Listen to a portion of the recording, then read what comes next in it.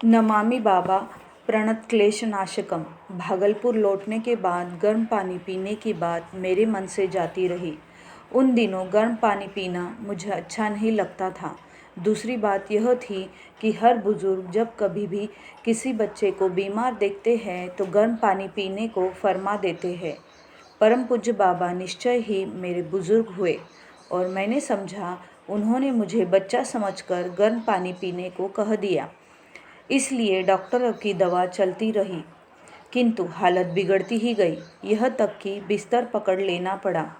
अब सांस लेने में भी तकलीफ होती थी। करवट नहीं बदल सकता था। उठना बैठना और चलना फिरना बिना सहारे के असंभव सा होने लगा। डॉक्टरों की समझ में नहीं आ रहा था कि वे क्या करें। अब उनका मिलित विचार हुआ कि मुझे पटना इलाज के लिए भेजा जाए। अब तक दीक्षा लिए करीब 25 दिन बीत चला था, परंतु एक दिन भी सही ढंग से साधना नहीं कर पाया था। इसी बीच फिर श्री चंद्रनाथ जी आए और उन्होंने मुझे देखते ही कहा, भाई तुमने यह कैसी हालत बना रखी है। मैंने तो सोचा था कि कल रविवार है और हम दोनों साथ साथ पूज्य बाबा का दर्शन करने चलेंगे, पर तुम्हारी तो हालत ही कुछ अजीब है। उस रात श्रद्धेय श्री चंद्रनाथ जी मेरे ही साथ ठहरे और सुबह अल्पाहार ले अकेले जमालपुर को चल दिए। उसी दिन करीब 8 बजे संध्या समय वे लौट भी आए।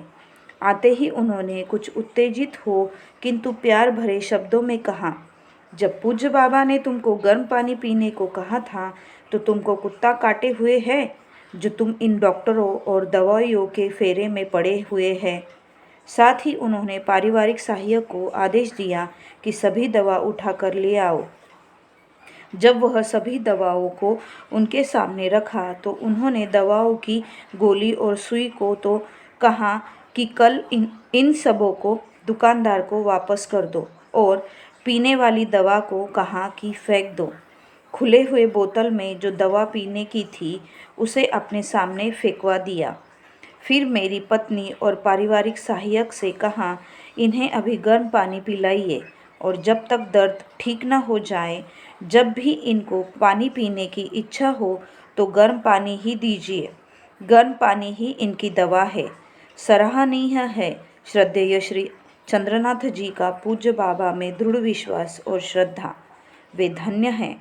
इस संबंध में मैंने जो भी स्पष्टीकरण दिया उन सबको उन्होंने अमान्य कर दिया।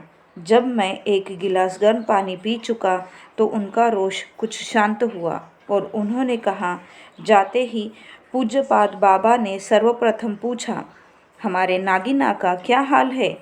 इस पर मैंने तुम्हारा जो हाल था बताया तो बाबा ने कहा, हमको क्या कहते हो।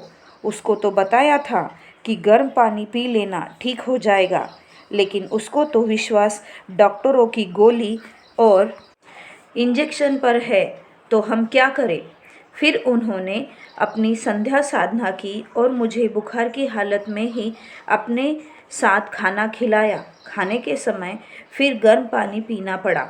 फिर सोने के समय गर्म पानी पिलाया और सोने से पहले मेरी पत्नी से कहते गए कि वे तो भोर में ही चले जाएंगे, मगर जब तक इनका दर्द ठीक न हो जाए इनको गर्म पानी देते रहे। इस गर्म पानी पीने का परिणाम चमत्कारिक रहा। नींद खुलने पर पाया कि मैं बगैर किसी सहारे के करवट बदलकर सोया हुआ था। फिर स्वतः उठ बैठा, परंतु उठकर बैठते समय थोड़ा दर्द का अनुभव हुआ। फिर मैंने खड़ा होकर चलना शुरू किया और अनुभव किया कि 80% मेरा दर्द गायब था।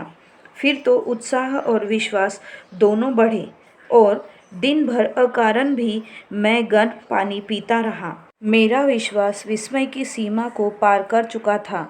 जब दूसरे दिन सुबह उठकर मैंने पाया कि दर्द लेश मात्र भी नहीं, ऐसा अनुभव हो रहा था जैसे मुझे कभी दर्द था ही नहीं।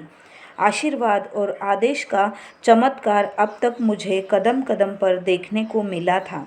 यह मेरा अहोभाग्य ही था कि मुझ हतभागे और अकिंचन को पूज्य बाबा ने अपने श्री चरणों में जगह दी। धन्य है बाबा। परम पूज्य बाबा के श्री चरणों में मेरा शतकोटि नमन है और करबद्ध प्रार्थना है कि इन चरणों में मेरा विश्वास, निष्ठा और भक्ति उत्तरोत्तर दृढ़तर से दृढ़तम होता जाए। सर्वधर्मांत परित्यज्य बाबा शरणम ब्रजामि।